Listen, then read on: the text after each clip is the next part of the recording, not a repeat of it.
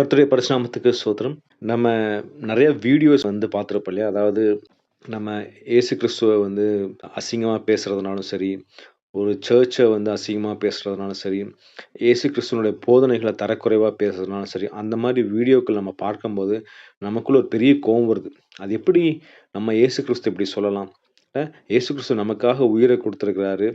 பாவத்திலிருந்தெல்லாம் மீட்டிருக்கிறாரு. அவர போய் இவங்க இப்படி சொல்றாங்களேன்னு சொல்லி நம்ம நெறைய நேரம் கோபப்பட்டு அந்த கமெண்ட்ஸ் எழுதுறாங்க பார்த்தீங்களா? அந்த வீடியோஸ் கீழ அவங்கள நம்ம திட்டிக் கொண்டிருப்போம். அவங்களோட ஆர்க்யூ பண்ணி கொண்டிருப்போம். ஏன்னா, நமக்கு ஒரு கோவம் வருது. நம்ம கடவுள எப்படி சொல்லிட்டான்னு சொல்லிட்டு. ஆனா நெறைய நேரம் அவங்க நம்ம கடவுள கனவீனப்படுத்துறத விட, நம்ம தான் அதிகமான நேரம் கனவீனப்படுத்திக் கொண்டிருக்கிறோம். எப்படின்னு கேட்கிறீங்களா? அவங்களுக்கு நம்ம இயேசு கிறிஸ்துவ பத்தி தெரியாது.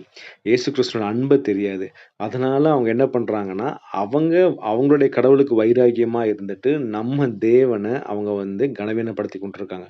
ஆனா, நம்மளுடைய செயலினால நம்ம ஒவ்வொரு நாளும் இயேசு கிறிஸ்துவ நம்ம கனவீனப்படுத்திக் கொண்டே இருக்கிறோங்க. நம்ம யோசிச்சு பாருங்களேன். நம்ம வாழ்க்கையில காலையில எந்திரிச்சதுலருந்து நைட் தூங்க போற வரைக்கும் என்னென்ன காரியங்கள் நம்ம தேவனை அசிங்கப்படுத்திட்டு இருக்கோம், கனவீனப்படுத்திட்டு இருக்கோம்.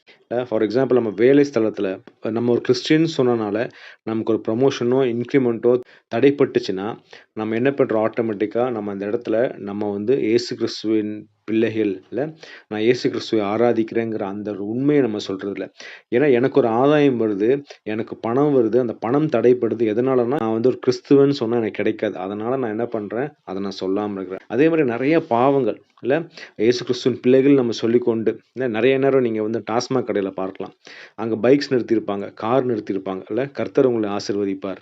என் சமூகம் உனக்கு முன்பாக போகும்னு சொல்லிட்டு வசனத்த போட்டுட்டு, அந்த வசனம் போட்ட வாகனத்திலேயே போயிட்டு அவங்க இறங்கி டாஸ்மாக் போயிட்டுருப்பாங்க. அங்க யாரு தேவன கனவீனப்படுத்துறது? இயேசு கிறிஸ்துவை அறிந்த நம்மளா? இல்ல இயேசு கிறிஸ்துவை அறியாத புறஜாதி மக்கள்? நம்ம தான் கனவீனப்படுத்திக்கிட்டு இருக்கோம். இயேசு கிறிஸ்துனா யாருன்னு தெரியும். நம்மளுக்காக என்னெல்லாம் செய்திருக்கிறார். நம்ம பாவத்த மன்னிச்சிருக்கார். நம்ம தேவைகள சந்திச்சிருக்கார். நம்ம குடும்பத்த ஆசீர்வதித்து, நம்ம படுகொலியிலிருந்து நம்மள தூக்கி எடுத்திருக்கார். ஆனாலும் நம்மளுடைய ஆக்ஷன்ஸ் மூலியமா, நம்முடைய கிரிகைகள் மூலியமா ஒவ்வொரு நாளும் தேவனை நம்ம என்ன பண்ணிட்டு இருக்கோம்? மறுதலித்துக் கொண்டே இருக்கிறோம். ஆனா நம்ம மத்தவங்க செஞ்சா கோவம் வந்துருது. ஆனா நம்ம செஞ்சோம்னா, இதுல என்னங்க இருக்கு?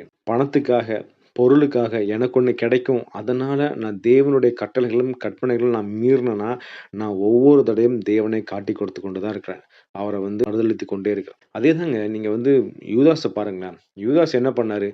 எனக்கு 30 வெள்ளிக்காசு கிடைக்கும். அந்த வெள்ளிக்காசு கிடைச்சா என்ன பண்ணுவேன்? நான் இயேசு கிறிஸ்துவ காட்டிக் குடுத்துருவேன். அவ்வளோதான். ஏன்னா, இயேசு கிறிஸ்துவ விட அவனுக்கு என்னன்னா, அந்த பணம் முக்கியமாயி போச்சு. அதாவது எனக்கு ஒரு தேவை இருக்கு. ஃபார் எக்ஸாம்பிள் நீங்க யூதாஸ்க்கு 30 வெள்ளிக்காசு தேவைன்னா, கடவுள்ட்ட பணம் குடுத்துருக்க மாட்டாரா?